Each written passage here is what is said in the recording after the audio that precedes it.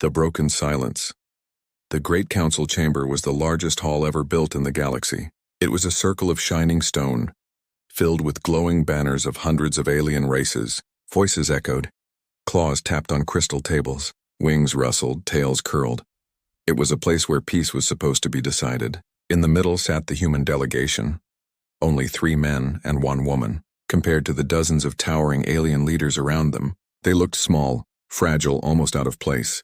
Yet their eyes carried something different. Not fear, not weakness, but a strange, cold strength. For hours the alien leaders spoke, they demanded, they lectured, they warned. One reptilian voice hissed, "Humans must submit to council law. Peace is only possible if they obey." Another alien with silver skin declared, "The humans are reckless, their rise must be contained." Laughter spread around the chamber. Many looked at the humans as if they were children who had overstepped their place. The human delegates stayed quiet. They listened without moving, without smiling, without even blinking too much. The silence from their side made the chamber restless. Aliens expected anger or at least defense, but the humans gave nothing. Their stillness was more unsettling than rage. Finally, the council leader, a massive creature with horns like a crown, leaned forward. His deep voice shook the walls. "Humanity, this is your last chance. Accept the peace we offer, or face the judgment of the galaxy." The human woman slowly rose from her seat, her hands folded behind her back. She looked around at the countless alien faces staring at her. Her voice was calm, quiet, but every word cut through the noise like a blade. "We warned you," she said. A ripple of confusion spread. Some aliens tilted their heads, some laughed. She continued, her tone steady. "We asked for respect. You gave us chains, we asked for friendship. You gave us betrayal, we asked for trust. You gave us lies." The chamber grew heavy. Even the air felt thicker. The other humans stood now, their faces unreadable, their eyes like stone. "We came here," she said, "not because we believed in your peace, but because we wanted to see if you would listen one last time." Her gaze moved across the council. "You did not." The horned council leader banged his staff, trying to regain control. "You speak of warnings, yet you stand alone. Humanity is a minor race. Do you think we fear your words?" For the first time, the human delegate smiled, but it was not a smile of joy, it was a smile of pity. "Fear?" he whispered. "You will not understand fear until it is too late."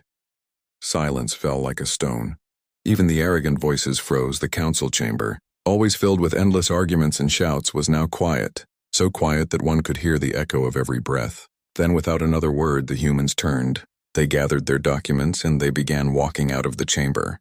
Their footsteps echoed, slow, steady, unhurried. Aliens shouted behind them. Some demanded they sit back down. Some laughed nervously, others whispered. But the humans did not stop. They did not look back, they simply walked, as if the decision was already made long ago. The great doors opened with a deep rumble. The humans stepped through, and the heavy gates closed behind them, leaving the council hall in stunned silence. Inside, dozens of alien leaders looked at each other, confused, angry, and uncertain. Whispers filled the chamber. What do they mean? Is this a bluff? Why do they walk away so easily? One old alien, his body frail and his eyes tired, spoke in a trembling voice. "I have seen this before in ancient wars. The quiet walk of those who do not beg but prepare." Nobody answered him.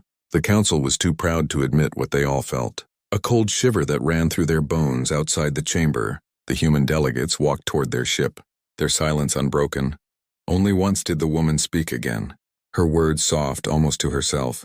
"They laughed, they mocked, but soon they will remember us." Her companion nodded. "And when they remember, it will already be too late." As their ship lifted from the council world, the stars seemed to flicker darker, as if the galaxy itself sensed that something had shifted. And back in the council hall, the silence lingered, heavy and sharp, the kind of silence that comes before a storm. The echo of fear, the council chamber remained frozen long after the humans left. Their absence was louder than any words. Leaders who once mocked humanity now argued among themselves. Some laughed nervously. Others whispered in low tones, but none of them could shake the feeling that something irreversible had just happened. A young reptilian commander slammed his claw on the table.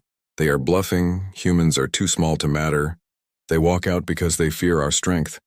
His sharp teeth gleamed with arrogance, but his voice shook slightly, betraying the doubt beneath. An older alien with glowing eyes responded slowly.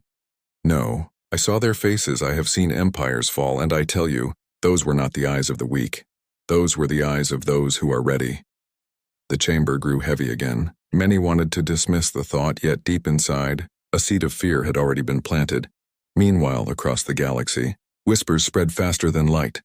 Merchants, soldiers, and even ordinary civilians repeated the story.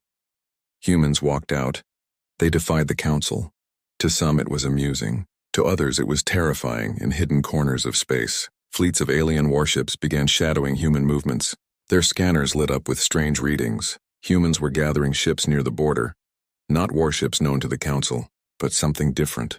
Older, more dangerous. A scout vessel from the Avrian Empire entered a restricted human zone. It recorded flashes of light across dead stations, ancient metal groaning back to life, massive structures drifting from shadows, engines awakening after centuries of silence.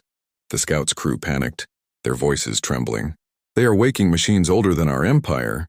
Before they could transmit the full message, their signal was cut. Their ship lost, back in the council hall. Reports started arriving, broken fragments, whispers of strange human activity. The leaders grew restless. What are they doing? One asked, what are they hiding? Another shouted. The horned council leader tried to keep control, his deep voice echoing, enough. Humanity cannot threaten us. We are the council. We are eternal. Yet his own claws tapped nervously on the table, a rhythm of unease he could not stop. On Earth, inside vast underground chambers, humanity was moving with purpose. Engineers worked without sleep, soldiers trained with silent discipline.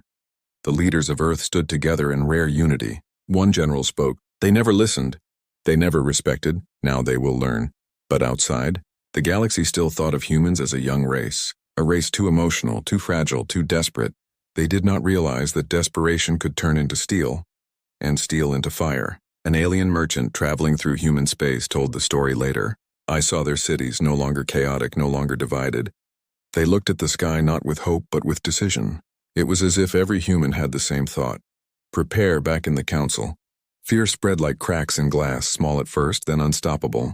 Some leaders pushed for immediate talks, others laughed and dismissed the danger. But even the laughter sounded thin, forced. The old frail alien who had spoken before now whispered again. Mark my words, the echo of their silence will reach us soon. And when it does, we will know the meaning of regret. The council leader glared at him. Enough of your fear, humanity is alone. But deep in his heart, even he felt it.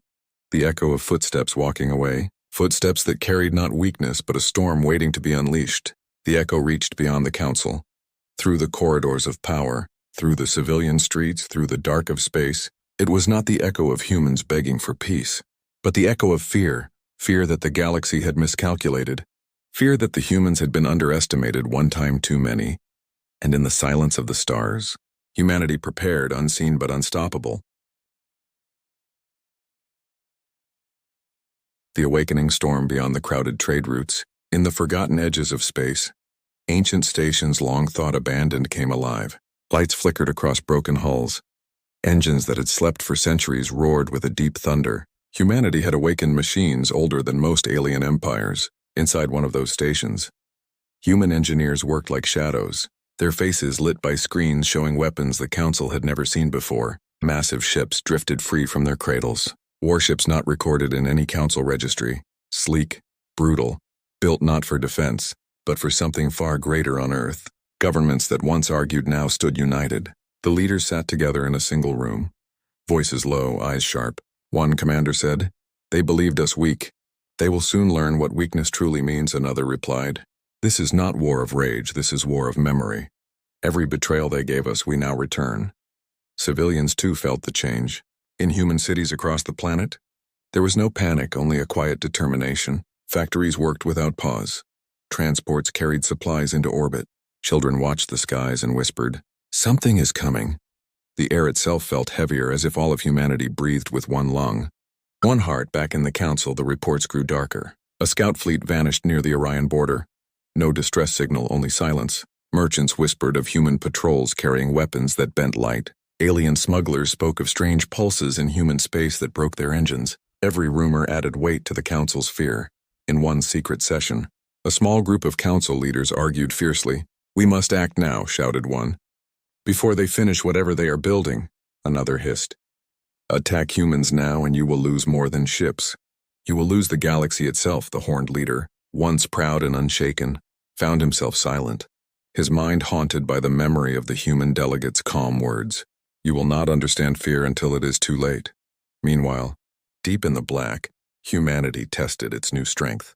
A colossal ship drifted into position, its hull layered with old Earth steel and something new, something forged from the remains of fallen asteroids. Its cannons hummed with energy so fierce that even nearby suns flickered in response. One officer whispered, "This ship alone could break fleets." An alien spy who managed to slip into human territory saw the test. He watched as the ship fired once into empty space. The blast tore a rift that lingered for minutes. The stars bent and twisted around it. Terrified, he escaped to deliver the message. But before he reached the Council, his vessel was intercepted. Silent and final across neutral worlds, civilians of many races debated. Some laughed at the rumors. Others packed their belongings and fled from human borders. The galaxy had long thought humans dangerous only in spirit, but now, whispers called them something else. A storm that cannot be stopped. In hidden chambers, human leaders listened to intercepted alien transmissions. They heard the panic, the doubts, the fear spreading. One of them finally spoke. "The storm is already here. They just have not felt the first strike." The storm grew louder, invisible but undeniable. Every passing day, the galaxy could feel it, in the silence of vanished scouts, in the unease of alien generals, in the restless movements of trade ships, and in the council hall where once arrogance ruled. There was now hesitation and fear that the humans they had mocked were no longer pleading for peace, but preparing for vengeance. The storm was awakening and nothing could stop it. The price of betrayal, the council chamber was no longer a place of confidence. Once filled with arrogance and laughter, it now echoed with fear and endless arguments. Leaders shouted over each other, their voices sharp, desperate, broken. Reports came in every hour. Patrol fleets disappearing. Trade convoys refusing to enter human space. Strange signals detected on the edge of council-controlled regions. The galaxy that once laughed at humans was now whispering about them in fear. One council general slammed his fist against the glowing table, his scaled skin trembling. "This is our fault. We used them. We betrayed them, and now they turn their backs on us," another hissed back. "Do not speak weakness, we are the council. We have ruled for thousands of years, humanity will not undo us." But even as he spoke, fear flickered in his eyes.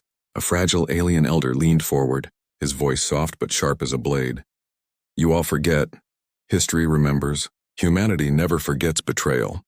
They carry wounds not as scars, but as fire."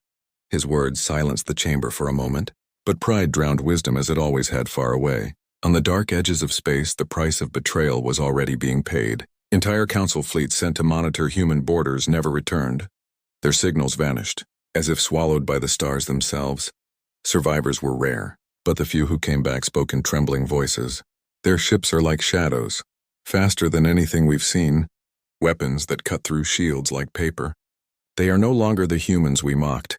In the streets of council worlds, ordinary aliens whispered rumors.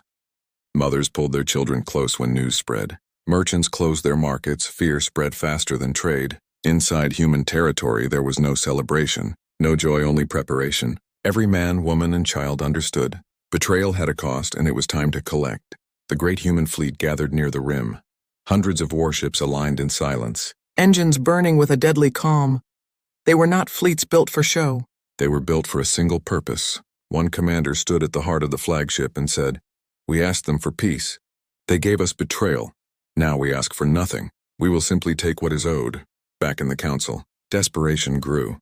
Some leaders finally begged for new negotiations. One shouted, "Send envoys, offer them concessions. We must stop this before it begins." But another, blinded by pride, spat back, "If we bow to humans, the galaxy will see us as weak." The argument ended when a single hologram appeared, intercepted by council intelligence. It was a human broadcast, short, simple, undeniable. A human voice, steady and cold, declared, "Humanity no longer recognizes the authority of the Galactic Council." Behind the voice, shadows of vast warships loomed, their silhouettes blotting out the stars. Silence filled the chamber after the transmission ended. No one laughed this time, no one mocked, only silence, and the heavy weight of realization.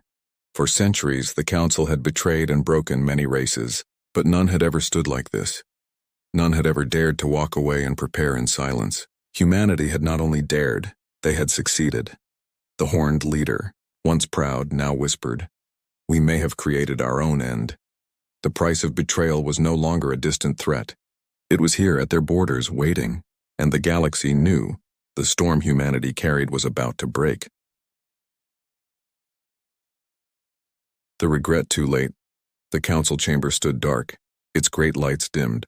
The once proud banners of 100 worlds hung lifeless.